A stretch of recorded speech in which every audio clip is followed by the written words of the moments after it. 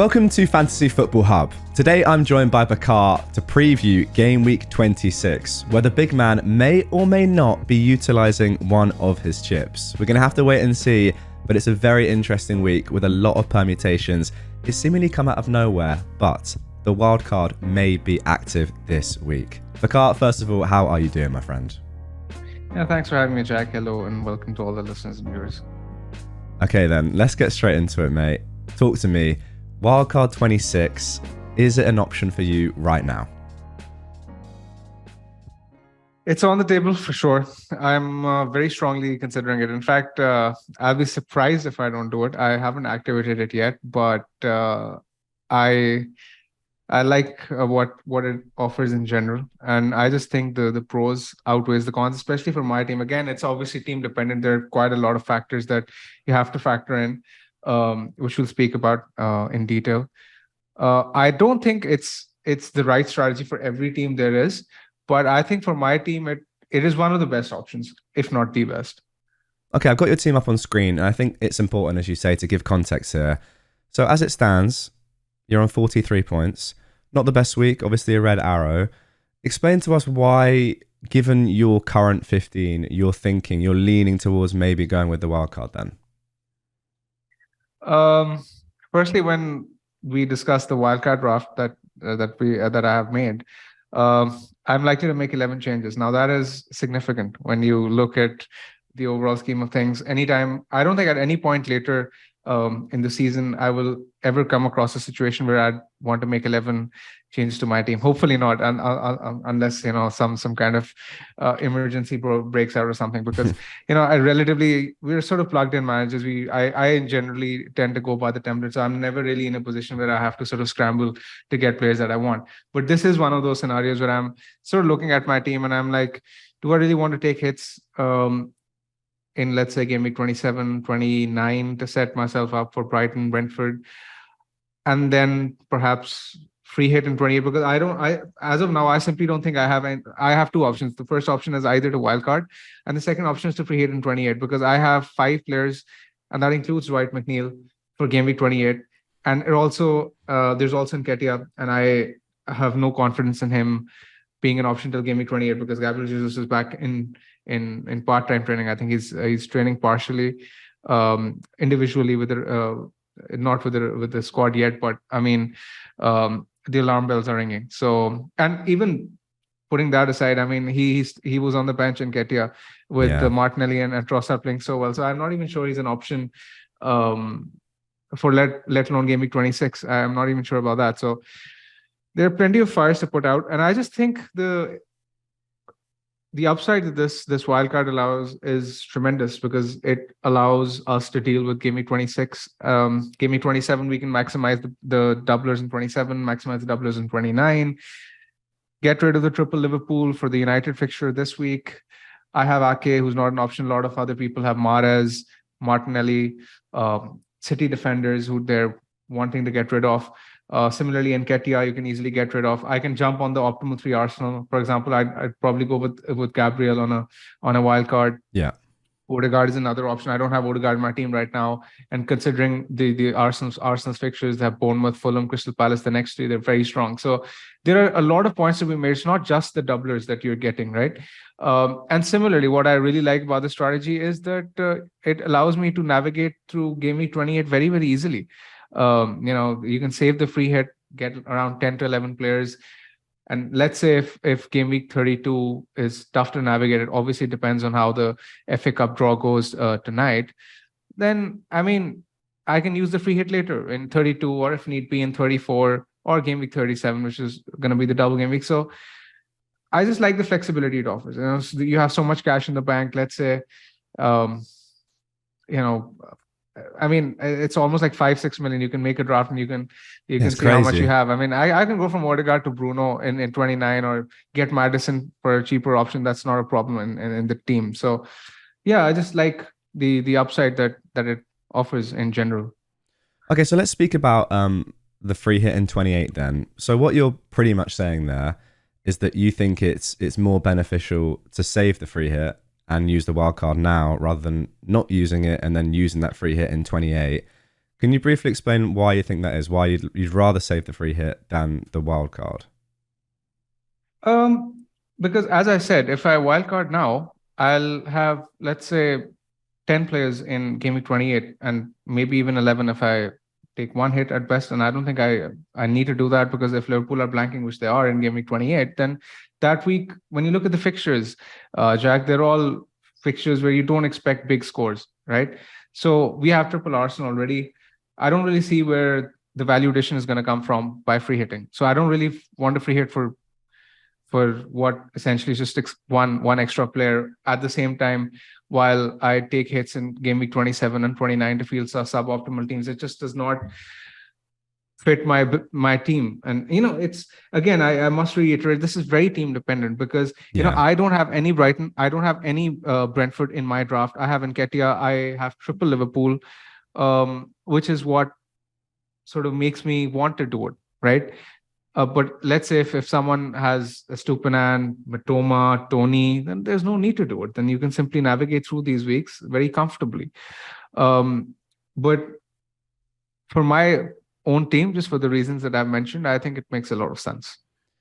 Right now, I've got your team up on the My Team tool on Fantasy Football Hub, and it's saying that in Game Week 28 with your current team, you'd have 27.9 predicted points. So yeah, you'd have to use the free hit there. I mean, barely anyone playing, as you said. But let's go back now to 26 specifically, the upcoming week, and why you want to play it this week rather than next week. Because I've got your team on screen and it looks pretty good. As you said, now it's not the optimal Arsenal 3. You don't have any Brentford and Brighton, but you don't necessarily need them this week. Your team itself looks okay, and a few of the players that you'd likely be selling, the likes of maybe Salah and Darwin and those sort of guys, if they perform well tonight, then Man United at home, is it the worst fixture? Are you going to be getting in players that are definitely going to be doing better than that? I mean, Liverpool's fixtures even this week or in Game Week 27 against Bournemouth, I mean, the fixtures are as good as they get. I mean, even this week, I won't be surprised if they do well, let's say, even against Man United. But one of the reasons, let's say if I have decided a wildcard, I prefer it this week rather than in 27, because firstly, yes, I mean, I won't be surprised if Liverpool do well, but it's not exactly a fixture. United are in form. It's not exactly a fixture where I want triple Liverpool. To have Salah, Trent, and Darwin. Yes, some of them will do well, but I don't think all three of them will do well, firstly. The second point is that let's say if you're wildcarding, then this is a good week to jump, because Brighton have a good fixture at home to West Ham, and Brentford in particular have a good fixture at home to Fulham, who are without Palhinha. That is a significant factor. That's a very good point. Similarly, as I said, I can jump on the best three from Arsenal. Let's say if Nketiah does not look like starting, I can get Odegaard in. That's another point. And, for those with Mahrez or a City defender, this week seems like a good time to get it, because I don't think Mahrez is going to start. Ake, I think, is unlikely to start as well. I think Laporte is going to start this week. And the big point is that if I wildcard this week, or should anyone wildcard this week, they get an extra transfer for Game Week 28, which is significant, because when we're looking to increase the number of players in 28, this will help, and this will go a long way in setting us up for Game Week 28 and 29. So the closer you wildcard, the less number of transfers you'll have to sort of navigate in 28. So I can use this transfer, this extra transfer that I get by wildcarding in 26 as opposed to 27. And, the major piece of information, the major sort of conundrum in my head was whether, let's say the only point was to wait on Toney's news regarding the betting scandal that's going on. And apparently there's news that the FA are going to respond by April. So there's plenty of time for that to happen. So I just don't see any reason to wait other than maybe an extra week's information. But I think we have enough information as it is to jump, basically. So just to confirm on that Toney news, the FA have said that the hearing will happen in the earliest in April, and Game Week 29 is April the 1st, and that's just the hearing. So, we're probably not going to have any sort of resolution to that for quite a while afterwards, I'd imagine. And these things do tend to drag on, so I wouldn't even be surprised if he continues to play after that. However, game week 29 is the earliest in which he's not going to be playing football, most likely for Brentford. Speaking of Gameweek 29, Jack, I forgot to mention that this whole wildcard plan does set one up for bench boost in 29 as well. Yes, and that is a very, very big point. Yeah, it sets us up very well, right? Yeah. And the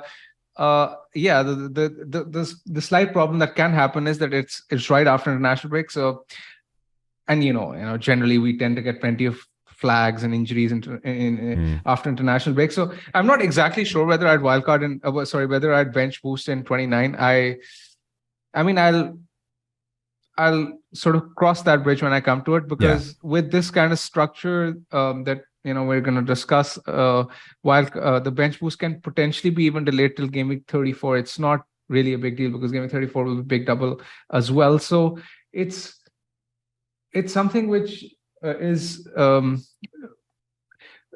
which I'll decide when it comes closer to the time.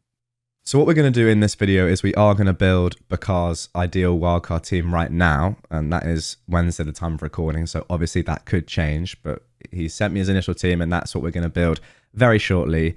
But one last point that I want to make, just based on information and going 1 week earlier in 26 than 27, as you said, and specifically on that free transfer point that you made. A lot of teams right now, the majority probably have one free transfer, and the likes of Darwin in the team that are probably going to be moved out anyway. It's a good point that you make, but if you could just do that transfer anyway now and use it, so for example, getting in Toney this week rather than Darwin, then you wouldn't have to make that transfer down the line, so you wouldn't really be losing that transfer, if that makes sense, down the line. That's just my way of thinking. And you would then have the option of gaining all that information on potential injuries, like the Brighton midfielders.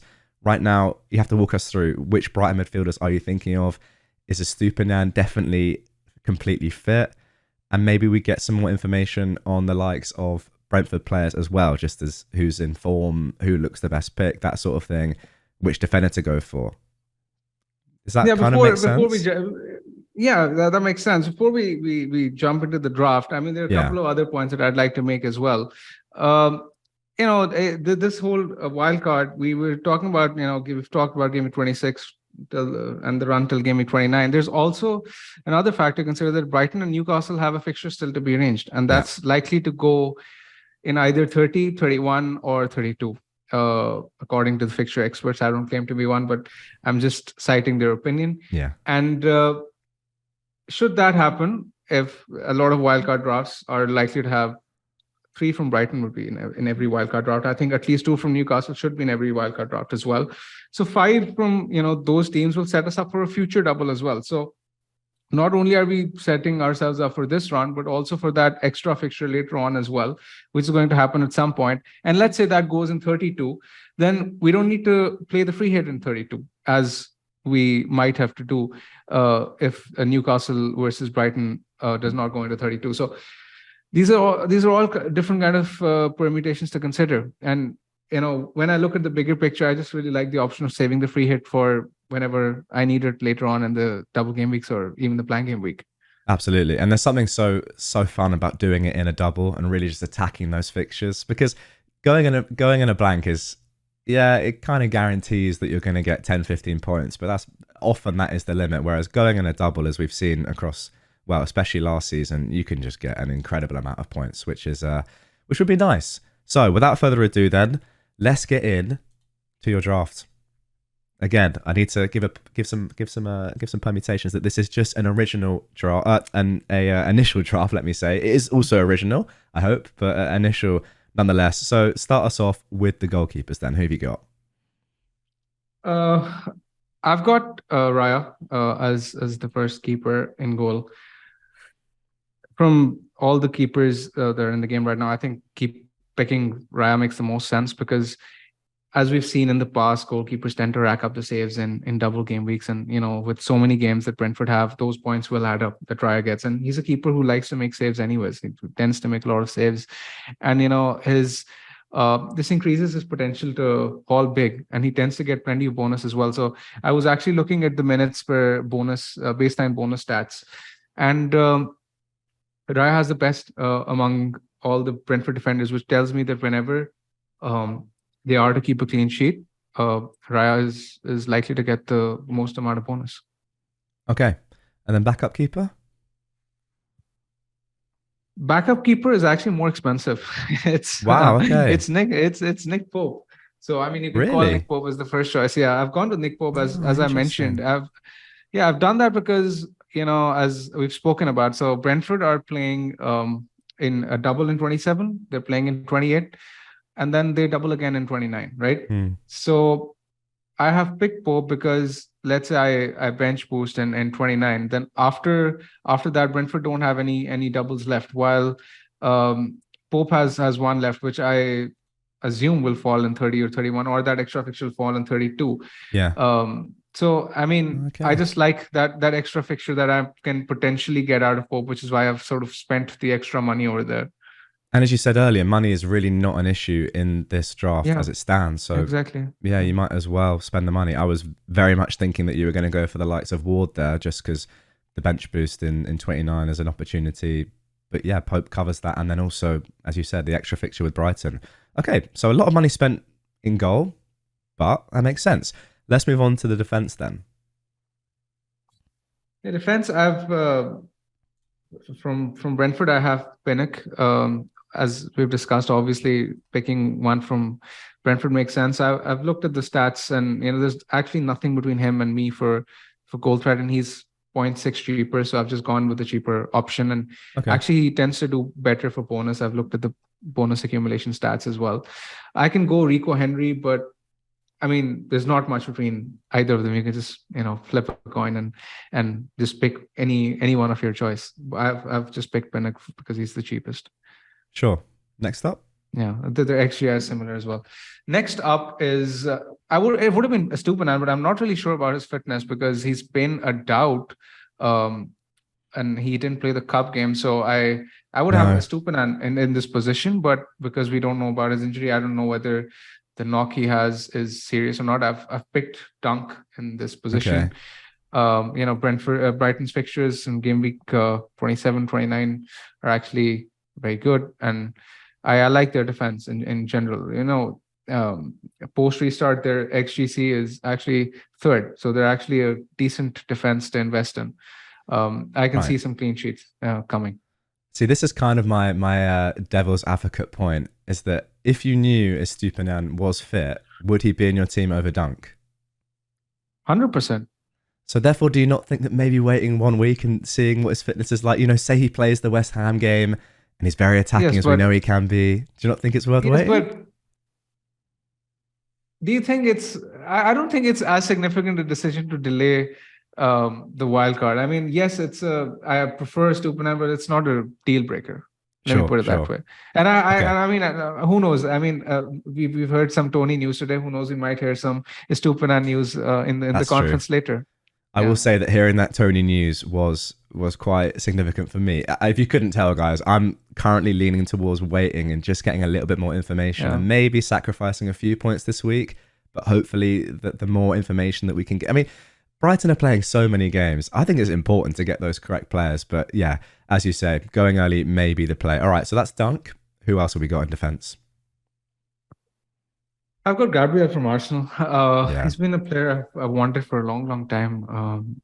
But since I've had Ben White in my squad, I've never really had the opportunity to remove him, and I didn't want to take a hit to sell him for Gabriel. But Gabriel's attacking threat among the Arsenal defenders is the best.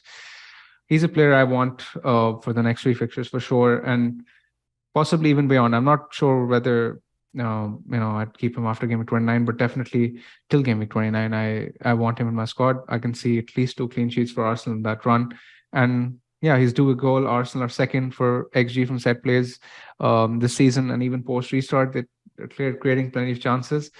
So yeah, fingers crossed that Gabriel can score. Yeah, no doubt. Being able to shift from White to Gabriel on wildcard is a well, and similar moves like that, kind of sideways moves, but they're definitely better, as the stats say, and they're just better picks. Yeah. That is definitely an advantage of going in 26. Next defender then.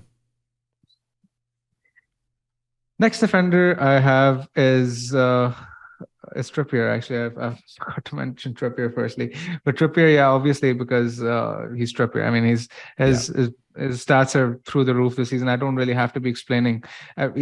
We discussed this in the previous video as well when we were discussing whether we should sell Shaw or Trippier last week. I remember telling you that Trippier had more than 20 chances created. He was 20 chances created better off than the second defender on the list across the season. And I think his big chances created to 15 or something ridiculous. Yeah, 37 to 16. Yeah, 37 to 16 incredible for Trent. And his big chances created are in double digits since the restart as well. So absolute no-brainer. Okay. And I think he could even be a possible captaincy option. Let's say if Newcastle have a double in 31 and 32, he could possibly even be a captaincy option. 100%, 100%, because there's no attacker really that you'd captain, so I like that shout as well. So doubling up on the Newcastle defence then, and doubling up on Brentford defence, who is your last defender going to be?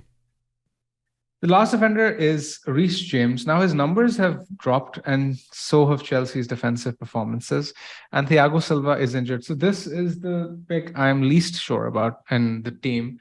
But I have him because, again, Chelsea's fixtures are very good, and surprisingly, over the past 6 matches, they're actually the best team in terms of XG conceded. Now, you can argue that without Thiago Silva, they will be weaker, but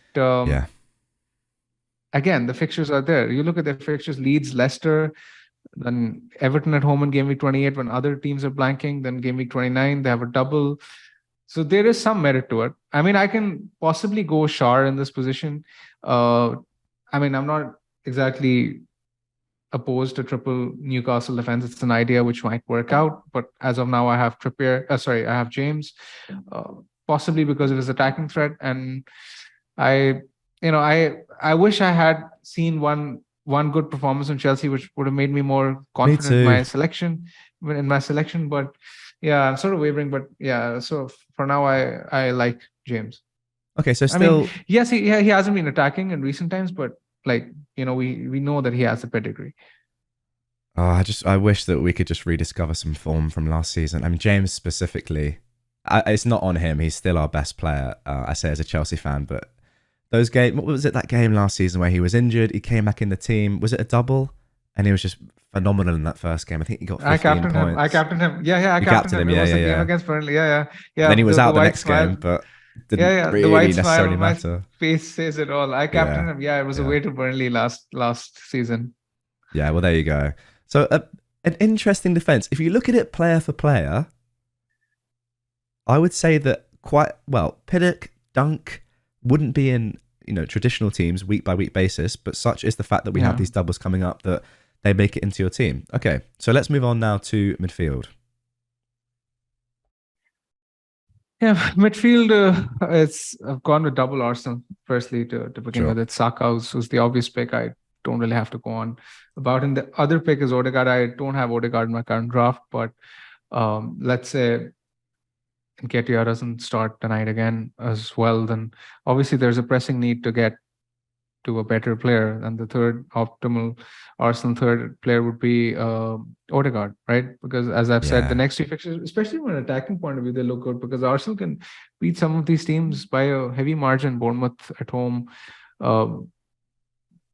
even Fulham away, Crystal Palace at home. These are good fixtures for Arsenal. So I have no qualms doubling up on their attack. And then the plan is to sell Odegaard to Bruno in game week 29 because the funds will be there. Yeah, I think you're right. In terms of Nketiah's minutes now, it just doesn't really make him an option. Even if he does start the Bournemouth game, or even does start tonight even, it's just, you can't... We've seen Trossard come into that position and do so well now, and who's to say that isn't going to happen again, especially with more fixtures coming up. Okay, so that is them two in. Next midfielder. Next midfielder is Rashford from United again. Sure.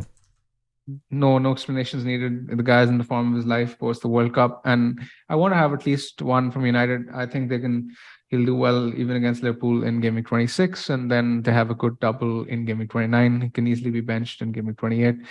He has Southampton at home in 27, which is a prime fixture actually in 27. We'd actually be talking about him for captaincy had it not been a double game week there. Yeah. So yeah, no qualms picking him. Okay, next midfielder. Next two are from Brighton. Right. Now I've gone with two from Brighton. Firstly, they're creating plenty of chances in recent times. They're actually second for XG. Now this is the thing. A lot of when you talk to a lot of people regarding the wildcard, a lot of people say that, oh, Brentford are why are you wildcarding for Brentford? Why are you wildcarding for Brighton? People sort of need to realize that firstly these two aren't exactly terrible teams. They're decent teams. Yes, they're not top six teams, but they're decent teams. Brighton are second for XG since the restart. Third for XG conceded since the restart. Brentford are fifth for XG and seventh for XG conceded over this period. So those are pretty good underlying statistics. And I've picked two from Brighton. It's actually difficult. I've done a lot of research, checking the stats and data on Mitoma, McAllister, and March. This whole week, I was in fact talking to a few Brighton fans as well. I've picked Mitoma and McAllister in my draft over March because March again is an injury out, right? Wow. Okay. Let me reiterate. If March was fit, I think I would have had him in my squad for sure, actually, and I would have picked one of Mitoma or McAllister, probably McAllister, but again, that's open for debate. But I have these guys in my team. McAllister is in there because he's playing as a number 10 in recent times. He has that spot nailed. De Zerbi likes him in that position. He said that he wants to use him higher up the field because he thinks of McAllister as a player who can find the final pass. And his numbers have been very good against Crystal Palace. He had XG of 1.4 against Crystal Palace. It was 0.7, which were basically season bests for him this season. So I can see a goal coming from him because he's been underperforming. And similarly for March, his numbers have been really good as well. Actually, Mitoma is the one who's playing very wide, and his underlying numbers aren't as good as March's, because March has 13 big chances of almost as opposed to Mitoma 6 post the restart. But again, if he's a doubt because of the injury situation, I have no problem picking Mitoma and McAllister for this position. And of course, McAllister's still on penalties, so just a very good option there. Yeah. Do you think that he'll continue to play in that 10 position just because of last night? He didn't in the cup, but you think he's going to go back into that position for the Prem?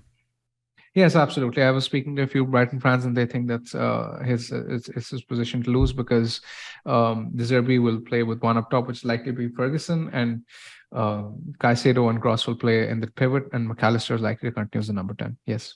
Okay, fair enough. And once again, I know I'm going on about this, but you said that if March was fit, he'd be in your team. Does that not want to make you want to just chill a little bit? Yeah. I mean, that's a good point because March is someone I really want, right? He's someone for me, I don't think Estupiñán over Dunk is a huge upgrade, but I think I would rather have March over Mitoma. So this is something which might bother me, but let's see. I mean, we'll see closer to the deadline. There's a reason why I haven't activated. There's a reason why the title of this video is not Wildcard Active. Full stop. Yeah. But there we go. Fair enough. Okay then. So let's move on to the forwards then. The last three positions. You've got so much money still left in the bank. We knew this was going to be the case with this draft. Yeah. Haaland is obvious. There's some money gone. Probably going to be the captain in Gameweek 26. Okay.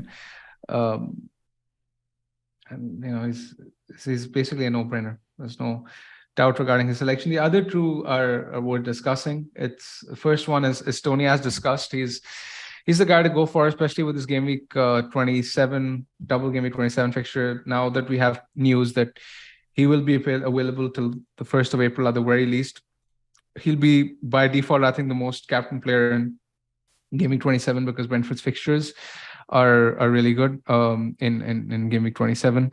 They're playing Everton and Southampton. So yeah, he's there because he's also playing in 28 and doubling in 29. The third striker that I have, this is, you can sort of debate this slot because it can go to one of the three, which are Felix and Nacho and Watkins. And Nacho did well last night, and Leicester have a fixture in 28 as well. Then they're doubling in 29. So there is some merit to selecting all three. Felix is the fixtures. Yes, the form isn't there, but the fixtures are as good as they get. Leeds, Leicester, and then Everton in 28, followed by the double. But I have picked Ollie Watkins simply because, when you look at Aston Villa's fixtures, they're really, really good. This week they're playing Crystal Palace at home. Then in 28, they're playing Bournemouth at home, and in 29 they have the double. The thing is that if I pick Watkins or Iheanacho, I might have to bench one of them in 27. I'll probably bench Watkins in 27, who has West Ham away. But let's say if I pick Felix has Leicester, and I don't want to be benching Felix in that fixture, so that's why that rules Felix out for me. I have picked Watkins because he's nailed for 90. Iheanacho is likely to play 70, 75, and Rodgers doesn't exactly seem to trust him as much to give him 90 on a week in, week out basis, which is why I want to wait and see on him. Let's say if he does well in the next two, then who knows? I might even hokey cokey from Haaland in 28. I mean, who knows? Okay, so that is your team done. Let's talk about how it looks for 26 and what your plan is on captaincy, because you said you'd captain Haaland. According to the predicted points, Haaland is actually significantly down on a couple of other players in your team. Why would you definitely go for Haaland over an Arsenal player right now? I think Saka is the only one worth considering. And again, it depends on what we see tonight against Bournemouth. But Haaland is someone I consider as a safe shout for at least a goal. So 8 to 9 points I see is the floor against Newcastle. So, and he's going to be so highly owned and captained that, the thing is that the point is, Jack, from Gameweek 26 to 29, I can see myself making a lot of gains from the wildcard anywhere, should I decide to wildcard, right? Yeah. So I don't want to take any unnecessary risks going against, the effective ownership. The last thing I want is a Saka blank and a Haaland hat-trick. I mean, that destroys the whole planning. It destroys the hours and hours of effort put into this research. So that's the last thing I want. So I would rather play safe, and let's say even if Haaland blanks, no problem. He'll be captained by a million, so no problem. No, I completely agree. Your team, as you said, you're going to be swapping out 11 of your players. There's no need to go completely gung-ho and risk the captaincy as well. I think your team on its own will get you the points that you're looking for without having to go crazy on the captaincy shout. Okay, so that is your team for 26. Now, one more time, just to be, I do apologize if I'm coming across as pedantic, but that is my role. I'm playing devil's advocate. No, that's fine. So your team for 26, your wildcard draft as it stands, has a predicted points of 63.3.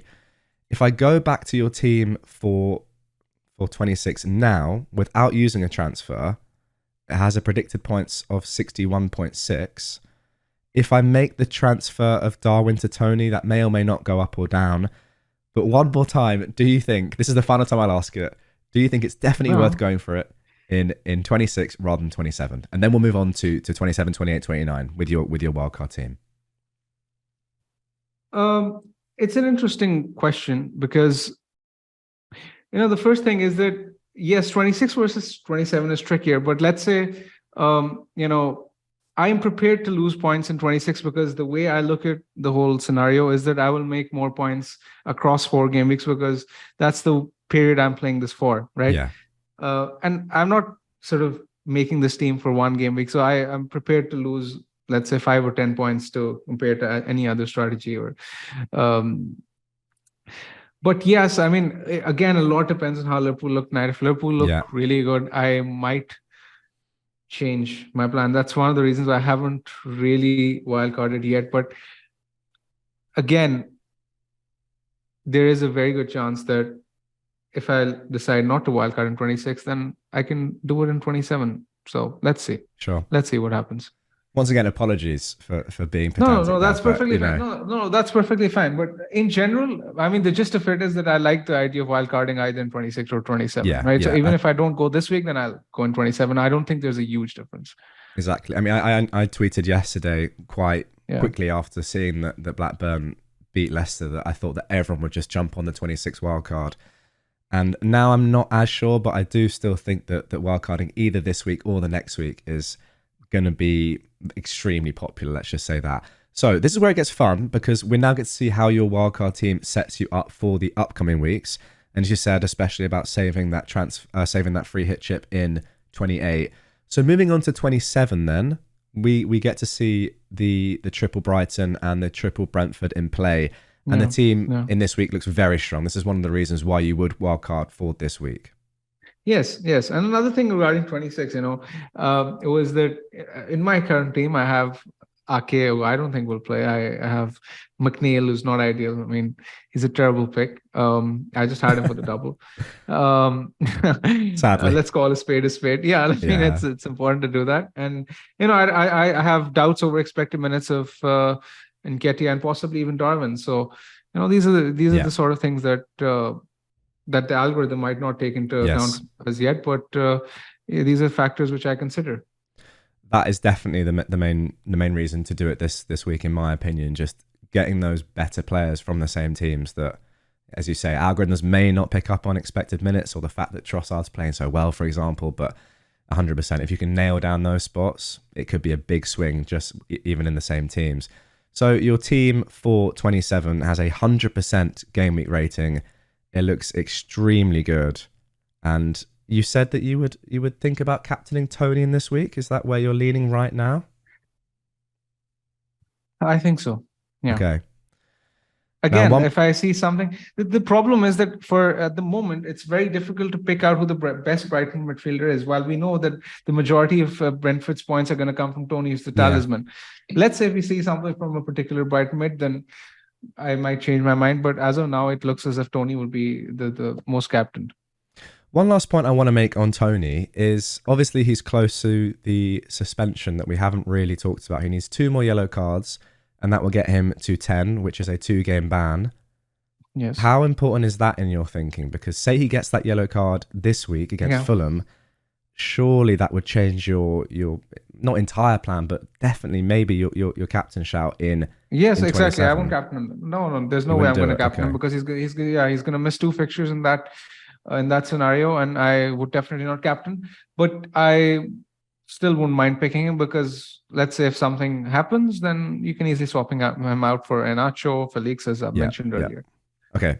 So you have the outs there. So even if that was to happen, I agree. It's not the biggest deal. Obviously, you're using up a transfer, but there are options there. All right, so let's move on to 28 now. Again, saving the free hit chip. Another massive advantage to the wild card is that you could then use that whenever you wanted, really, whenever it seemed most likely. Let me just build your team right here. If you can remember, how many players would you have active for this week? I think there were 10 with 1 free transfer. So what would that transfer be? Sorry, I should have asked that earlier. So you said Odegaard. No, that's later. So what would your transfer be for this week? Do you know? Yeah, that's later. That's a good question. Again, it depends on what I see with Chelsea because Felix is someone or Iheanacho someone I might look as a hokey for Haaland, but again, I'm not entirely sure whether that's going to be worth it. So let's say if they look in red hot form, the next 2 matches I'll consider it, but otherwise I won't. So it would be very premature of me to say. But I mean, you'd have 2 free transfers, and you could go wherever you wanted to based on form, inclination. Exactly. So good to see. I'm not even that sure what I'd do in 28 because I think I have most of the players covered. So if only I see a transfer worth making with reasonable upside, only then I'll go for it. Otherwise, I'm not even sure if there's any need to do anything. It's true because the fixtures in 28 really aren't that good. Everyone's going to be pushed towards a certain team anyway. And there actually aren't that many. I mean, the likes of Maddison maybe, but we don't know about his injury right now. But again, you got loads of time to wait and see on that one. Yeah. And then finally, I think 29. I think, Jack. I think there was this Haaland idea, but I think a more reasonable idea would be to sell a Brighton midfielder to Maddison. Actually, yeah. That's something I might do. Yeah, even though Brighton have a double in 29, but I think I can get 3 fixtures from Maddison as opposed to 2 from Brighton. So let's say whichever of the Brighton mids isn't doing well out of the 2 that I have, I can sell from Maddison. Sure. As you know, the cash is in the bank, so that's an easy move to make. And the fixtures aren't. They're pretty good to be fair for Brighton midfielders in 29. But say I was to sell Mitoma for, let's put Maddison in, assuming that he's fit, of course. his fixtures look very good in 29, that Villa at home game especially, and he is obviously the core creative man in that team, very important to everything that Leicester do going forward. So 29, of course, a long way away, but right now it looks pretty good for a bench boost. You've got Pope in play there as well. That's kind of the point of him being in the team from the off. It just looks very good. Odegaard could come out for Saka there, is what for Bruno there, is what you're saying Fernandes, as well. Yeah. Maybe even a defender for Shaw. Yeah, could happen. So right now, obviously a long way away. How likely do you think, if everything was to stay the same and you were to get minimal injuries across the international break and form was relatively constant? I'm saying all of this with the obvious caveat. Yes, if I'm in a stay, but yes, how likely to go with it? Yeah, if you're sort of trying to ask me that, how likely am I to do it, then if I'm in the position to do it, then I will do it, right? Yeah. I think that's worth saying, that this is obviously a long way in advance, but as we've said for a long time now, it's very worth having these ideas in your head. Gameweek 29 is on the 1st of April, so I mean, who knows? So who knows where we are at that point? That is in 31 days. Anything could happen in either of our lives, let alone football. Exactly. It's a very fair point. Okay, then. So I think that for your team, at least, that is going to be it. It does look very encouraging, I will say, for the Wildcard 26. Whether or not you do it this week or next week, I know I've gone on about that, but that is up to you. Again, as you've said the whole way through, it's very team dependent. One last thing I want to touch on is maybe the benefit of not using chips now and then using that wildcard in 33. Say you were to free hit in 28 to get through that week, or just not use it at all. Talk to me about the potentials of down the line, because obviously 26 is still pretty early in the season. The main thing is that, again, a lot of this depends on how the FA Cup draws look, and what doubles are we likely to have in 34. So again, it would be slightly premature of me to say, but the thing is that generally, a lot of people who wildcarded late last season, they were of the opinion that the value of the wildcard diminished the later you went on in the season, because there's not as much time to make gains. So that is something that I'm very, very proud as well.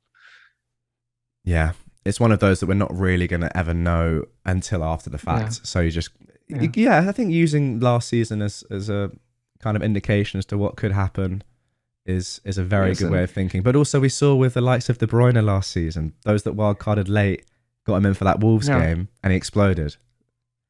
But that's not to say that would happen again. It's just that is the randomness, that is the variance that could happen in any week. Yeah. I mean, I don't even recall De Bruyne scoring twice in a game after that week, let alone 4 times. I just think that was a random occurrence. Yeah, absolutely. But there you go. That is the beauty of fantasy. Bakar, I think that is everything for this week. A very long video, but I really enjoyed it. A very conversational one, but there's so much to cover and so many different permutations. Great to get your insight into what you are currently thinking. Guys, as we've said from the off in this one, this is just an initial thought. The chip from Bakar has not been played yet. If you do want to see what he ends up doing, then you're going to have to go to the link in the description. And on Friday, Bakar, your team reveal, whether or not you play the chip or not, will be on the Fantasy Football Hub website. Am I correct? Yep, it will be. Yep. Yes, so, that's right. Eagerly awaiting that. But for now, guys, that is going to do it for this one. Hope you've enjoyed it. And we'll see you all soon with the next one.